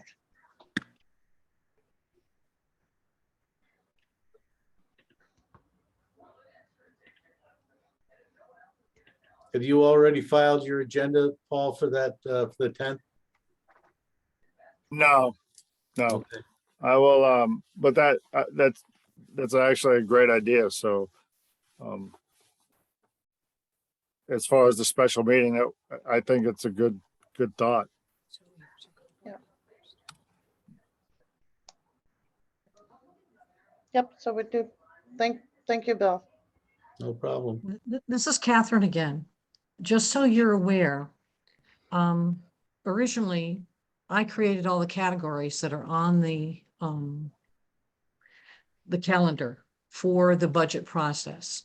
And that particular item for the March 10th, where it says the budget proposed by the superintendent, that wasn't meant that the superintendent comes in. That is meant that the stage that the Region 19 Board of Ed budget is at that point in time is that the superintendent has come out with an initial proposal. a lot like what our school, Ashford School does. But by the time it gets to the Board of Finance, typically, it's already been kind of refined. The people who have typically presented at that point in time are the Ashford representatives on the Region 19 Board of Ed. So just so you're aware that that's why it's on the schedule the way that it is. So, and I agree, if you're going to have the superintendent come in and you're able to, because they haven't done all of their presentations yet. Again, it would be a special meeting, a separate special meeting. But that means that your 7 o'clock meeting where you have it on the agenda, typically where you have it on the schedule, is the one where the Ashford representatives present. So you're going to be having your superintendent present before your Ashford representatives, or you're going to change the schedule in some way.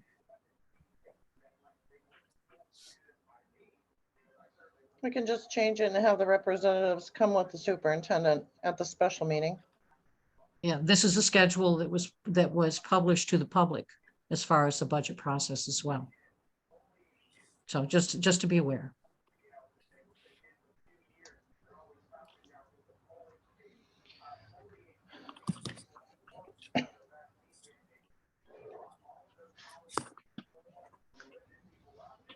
Okay, anybody else?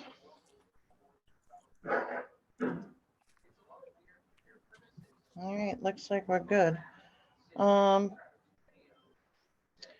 So new business for next week.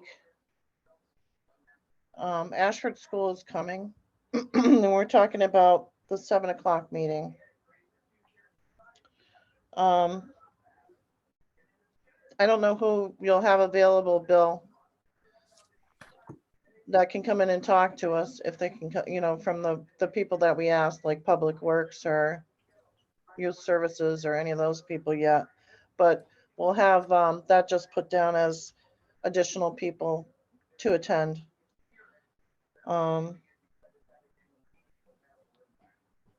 Yeah, I don't have Ashford School coming in on the 10th. Am I looking at the wrong schedule? I thought they picked the 10th because they couldn't come this week because of the mask meeting that they had tonight. So they said any additional questions, they'd come in on the 10th. Okay. Am I wrong? No, you're not wrong. They had a meeting tonight, so they said they could do the 10th. So in that schedule, Bill, it just says budget request requiring additional clarification. It's kind of open-ended on purpose. Okay. And at the last meeting, Craig had indicated that he and Dina could be here, and I don't know if Jane is going to come as well, but they could be here for the 10th and not tonight. So, the only thing, I guess, if my question is, do we want to modify the budget schedule to reflect Region 19? I don't even know how we would do it, but just right. I mean, they're going to be here. It's just going to be earlier than 7 p.m. Or you're gonna. I mean, I don't personally see an issue with it, but we could modify the schedule so that somehow it reflects that, because the budget schedule is the Board of Finance's discretion. So we could just modify it so it reflects that the Region 19 discussion will be prior to the regular meeting on the schedule somehow, and then change it and get it to Cheryl so it can get posted. Yeah, I think you can Input tweak on that. it. I'm just trying to make sure that the public is aware so that they know. That's why you're going to post an agenda, even if it's a revised agenda. Right. The public is aware, and these are all, just keep in mind, all of these meetings are recorded. Believe me, I spent 3 hours listening to a conservation meeting yesterday. Did you enjoy it, Bill? No comment. About as much as all the rest of the members did. But you know, there's probably more public access to the meetings that are transpiring, and it's running the town about $5,000 a month. But there is plenty of public access for anybody that wants to know what's going on at any of these meetings. And I encourage people every day to take advantage of that. And I'm surprised how many people are taking advantage of it. Now, that's not to say we're not going to do public postings and agendas and all that, because we're certainly doing that, and that's required by statute. But this new element of the Zoom meetings and what we're going to work ourselves into with the hybrid meetings, transparency and public availability are at a new level now. And I think it's good, it's healthy.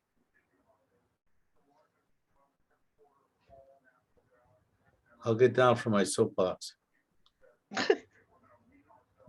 Thank you. No, I don't disagree. I just want to, I mean, I guess I'm asking Judy, do you want me to, you know, as the clerk, do you want me to change that calendar and have Cheryl post it tomorrow, first thing tomorrow morning, so it reflects that Region 19 will be ahead of the regular meeting? Of course, the problem is we don't even know if they can be here, so. That's true.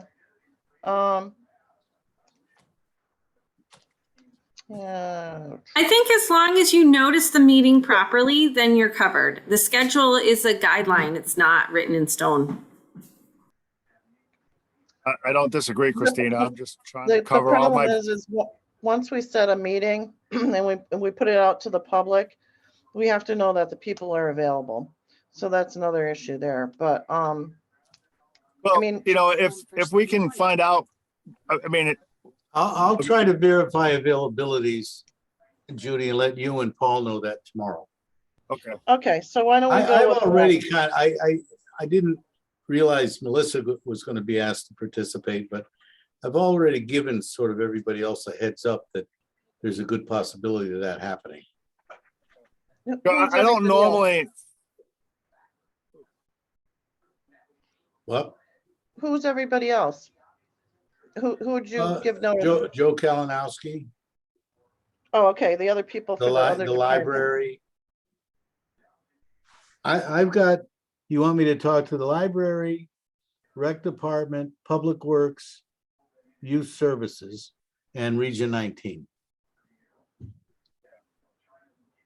That's what I have. Okay. So. And I believe the library came in because the chairman was up here and the director, several weeks ago.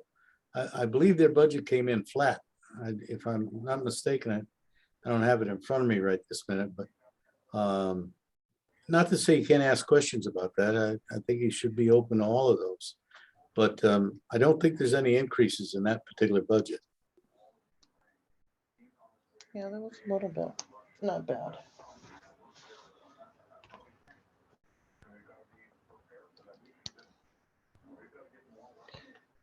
Yeah,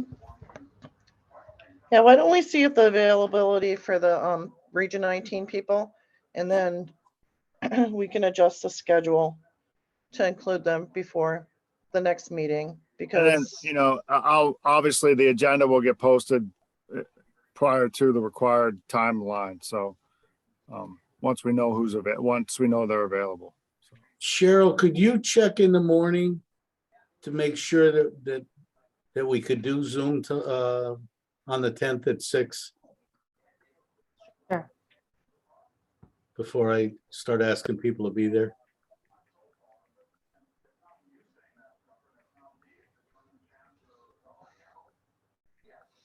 okay, so I guess that'll be a preliminary new business, depending on the response of availability. Do we have anything else that? I think you got a full plate on that night. Yeah. Yeah, I think that'll do it.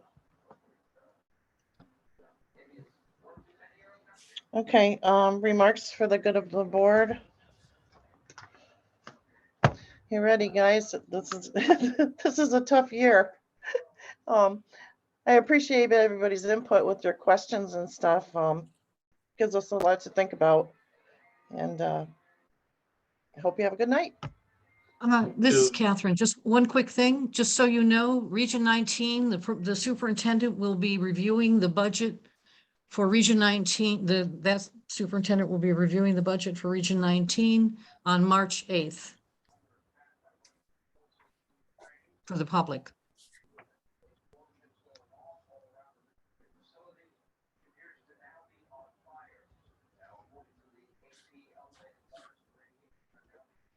And there will be a public hearing on the superintendent's budget on the 22nd. Correct.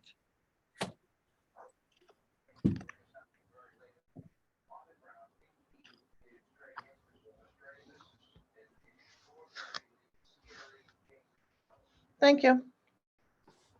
Motion to adjourn. Do I have a second? Night, Who's folks. a second? Who's a second? Jesse Burnham, second.